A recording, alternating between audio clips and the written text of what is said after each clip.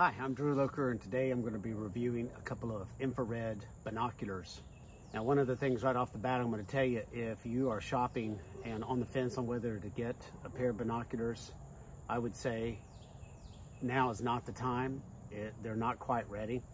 So I've got two models, and I searched and compared probably over a dozen different models.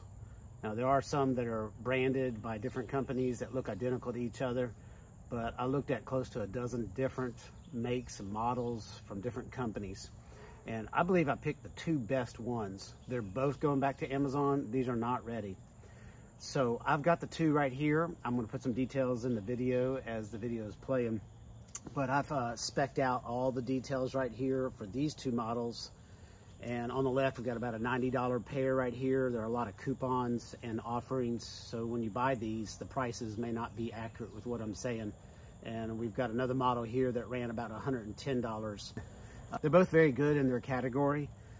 This one over here is spelled A-N-Y-O-R-K. So this is one of the best offerings in its division as far as having 4K resolution for the video, as well as 36 megapixel on the opticals. But the problem is it has no optical zoom, and the infrared does not zoom either. And it does have a far near adjustment.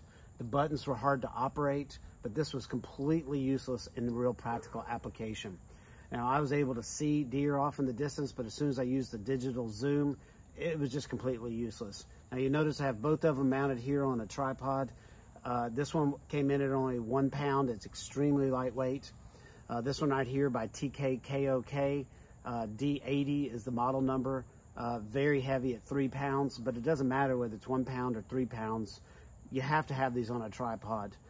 Hanging them from your neck and trying to adjust them, trying to adjust the optics, trying to adjust the infrared zoom.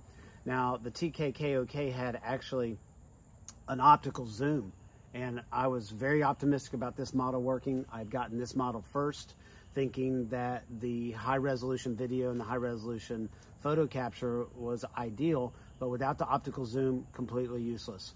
This one does have an optical zoom. It has an infrared zoom. The buttons are very well delineated up on top.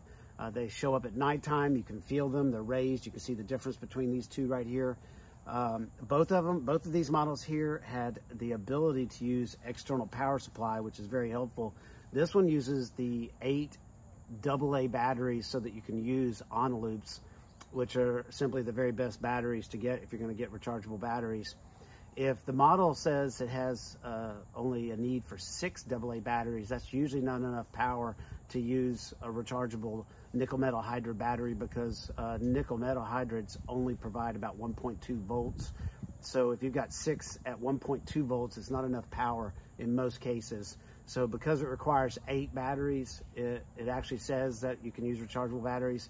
Any of the models out there that only require 6 batteries, generally speaking, they're not going to run on rechargeable on loops.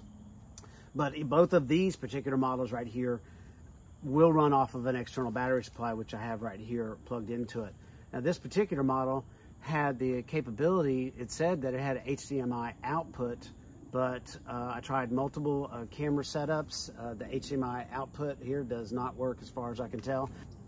I tried contacting the merchant or vendor of this particular model to try to address the fact that the infrared zoom is off. I'll have some examples there that you can see, but the samples here with this model, when you zoomed in, the infrared alignment was out. It's like you wanted to adjust, and it had pretty good control over the infrared zoom as well as the optical zoom and focusing. You had the capability of controlling it, but the problem is once you zoomed in out of distance, and I'm sitting here on a similar location where I wanted to see, about 100 feet away is a beaver hideout that the beaver likes to hang out and eat some branches. But I could zoom in on the location, but the infrared, once I zoomed in, is obviously off. And I could not get a merchant or a vendor to tell me if this model was out of whack. So I may try it again at a later date.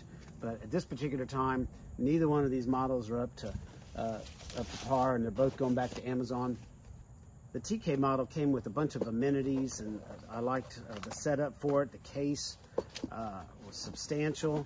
It felt like it was well made. I was very optimistic that this was going to work.